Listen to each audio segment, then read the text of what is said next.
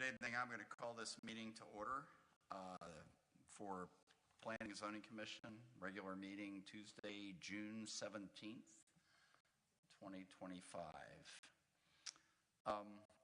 First, I ask you to join me in an invocation, and then we'll do the Pledge of Allegiance to the U.S. flag and pledge to the Texas flag. So first, join me in prayer. Dear Lord, please guide our deliberations.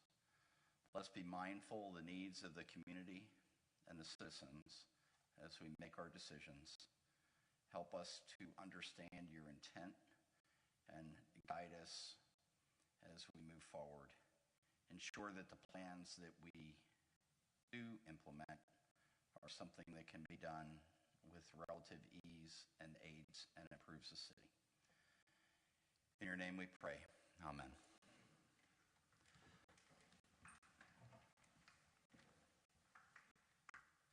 I pledge allegiance to the flag of the United States of America and to the republic for which it stands, one nation under God, indivisible, with liberty and justice for all. Honor the Texas flag. I pledge allegiance to thee, Texas, one state under God, one and indivisible. And God bless Texas. All right. So with that, I'm going to move to item 4, approval of the minutes for the May 20th meeting. I'll entertain a motion for approval. I'll make a motion to approve the minutes from the May 20th meeting. Okay. Do I have a second? I'll second. I have a motion and a second. Any discussion? Any corrections? No? Okay. All in favor of approving the minutes? Aye. Aye. Aye. Show that unanimous. Okay, we're going to move on to item 5, citizens' comments. Plus, we're also going to be considering a special use permit for a private school. So during that citizen comments, if any citizens have any agreement or objection, they can raise it at that time. The applicant will have their opportunity to speak when we actually cover the item if you don't address. Okay. So with that, I'm going to open the citizens' comments public hearing at 1832. Any comments? Seeing none, I will close it at 1833. Okay, so that will move on to the next item, 6.1, item for consideration and action. Discuss and consider approval of the special use permit for a private school as outlined in the zoning ordinance. This property is located at 1271 Highway 205, McLendon-Chisholm, Texas, 75032. Its CAD ID number, property ID, is 11424. So, with that, I'm going to first ask for staff report and then we'll entertain the motion. Yeah, absolutely. Thank you, Chairman. The applicant is requesting the approval of a specific use permit for the operation of a private school located at the subject property 1271 State Highway 205. City staff recommends approval of all exhibits included in the staff report in front of you tonight. Thank you. This is your opportunity if you want to address the commission.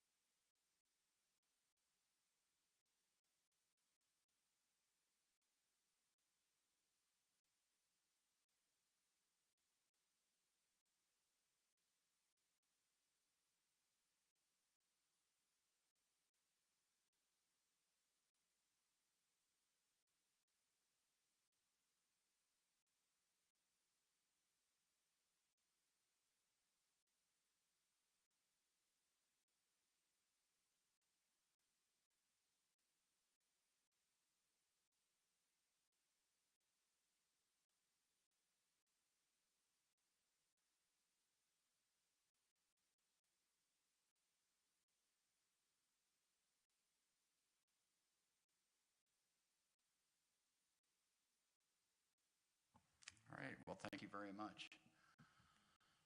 With that, I'm going to ask the commission. I'll entertain a motion for approval. I'll make a motion to approve the specific use permit for a private school as outlined in zoning ordinance. The property is located at 1271 Highway 205, McLendon-Chisholm. Okay, do I have a second? Second. I have a motion and a second. So now open for discussion. Tom, did you have any? You had some questions potentially? Are you satisfied? Yeah, my question was, the people who will be teaching it, do they have the required degrees and training, to teach, young children at that age? Excuse me, if you could please go and turn the mic on when you're, Yeah. that way the button public on hears there. your answer. There you Okay, I got it. Ooh, they don't give me one of these very often. Yes, we have both been teaching in public school for many years. I started teaching in Rockwell ISD in 2010, and my co-founder was about the same time. I believe hers was 2011. And we both are actually earned a master's designation from TEA, which is for the top 5% of teachers. So we both earned that multiple years in a row, and so I feel that we are very qualified and capable of doing a wonderful job for these children. Thank you. Thank you. Any other questions? Okay, sir. Yes, first, a question for staff. You all have reviewed the parking situation on this and you're satisfied? Yes, sir, that's correct. They are overparked for their development, for their use on this lot. Okay. I have read through the traffic management plans that y'all have. That may be a little bit more challenging even than the kids are going to be for y'all. It looks like it's going to be tight. Y'all are comfortable with that? It was the biggest challenge of the location. We worked really hard to come up with a plan to help alleviate any concerns that we had, and we felt that staggering the arrivals so that there was always open spots available was our best option. This is a temporary location. Okay. And so we are already in the process of looking at other places in McLendon-Chisholm to build. This is where we want to be, and so we would like to stay in the community. And we feel like we are very confident that we can make it work and be very efficient with the arrival and dismissal process for the next 2 years. And we feel pretty confident that we will be turning people away to keep that number low, so we're able to keep it efficient for that location. But we're committing to that because we want to be sure we're doing what's best for the community. So that's why we kind of capped our number at 24, just so at the maximum we would never need to have a full parking lot. We would always have extra spots available to try to alleviate any concerns that we had initially about the place. Sure. Good. It looks like logistically that, when they're exiting, that's going to, for lack of a better term, that's going to be a you problem because your parking lot's going to be full and y'all will have an issue getting them out onto 205. But in the mornings coming in, 205 will be quite busy. So I just challenge you to think through that extensively. It's going to be a little bit tough. We are going to encourage families. We're arriving early, and we have several families that have shown interest in the possibility of dropping their children off early to help even further reduce the number of cars that would be in the parking lot. We are going to allow them to only come in like half of the children at one time. So my group of children would come at 8, and then we would have them leave the parking lot before the second group of children comes at 8:30. So that way there is a total of 24, but never more than 12 children arriving at a time. And because of the fact that there are siblings carpooling and things like that, we don't even expect there to ever be 12 cars arriving at that time. We kind of overestimated for that and just planned for, because we weren't really sure who the children enrolling would be at the time of making the plans. And so at the time of arrival, even if there were 12, there's going to still be several spots open. And we're going to ask parents that if you're not able to arrive during your window of like 8 to 8:10 before dismissal starts, that you're going to have to wait until after all of the other children arrive. And so we're just going to tell parents, if you're running behind in the morning, we understand that, but unfortunately, you need to wait until the other children have already arrived before you're able to drop off at 9 o'clock or so, once the arrival from the morning has ended. That way there's not anyone trying to come in while others are trying to leave. Yes, yes, very good. Thank you. Mr. Rhodey? Sir? So on the traffic management for 205,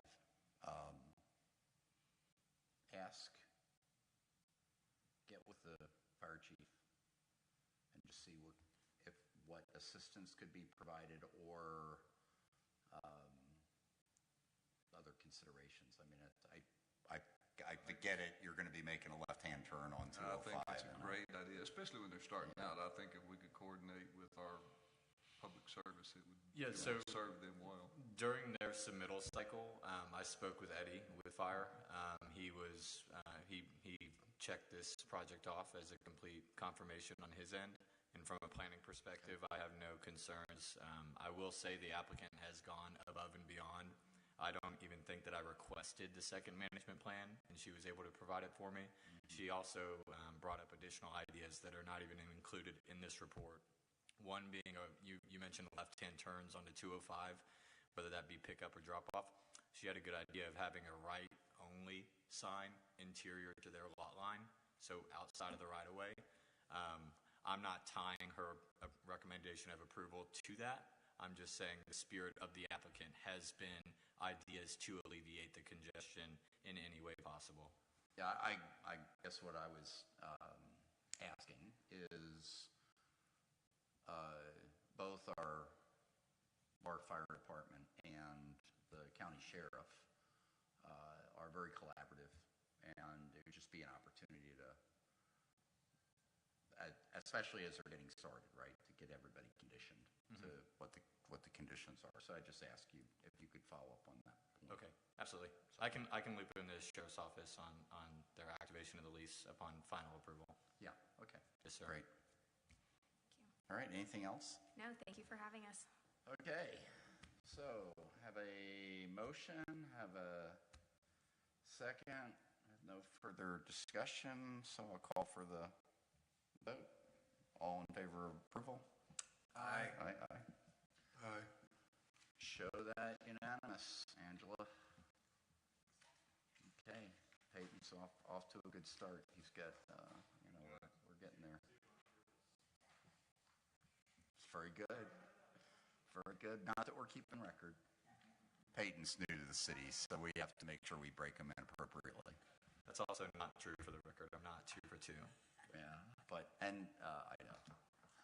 and congratulations, and we look forward to having you join the community, and good luck.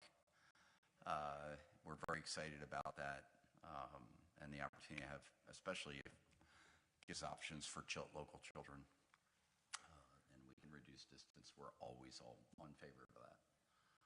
Okay, with that, I think we've completed the action, so we're going to, before I move to adjourn, I want to just make a public comment and thank this commission for all the hard work over the last 2 years. Right, we've addressed many issues. Obviously, some construction going on around here, so we were doing our job. And I know each of you work hard outside of the commission, and you work hard in the commission. I just want to thank you for your dedication and help as we move through this. To you, sir, thank you for being part of the team here. Good luck as you go on to your focus on your other job. And at the next city council meeting, we'll have a couple of folks be joining. So. And just a quick note before you mention that, if you have not gotten one of these use charts, I need to give all the planning and zoning board members a copy. I am going to mention it, and that was my next thing is this. So this is an opportunity for us to take and reflect on the use recommendations or the use chart that exists within planning and zoning and our ordinances.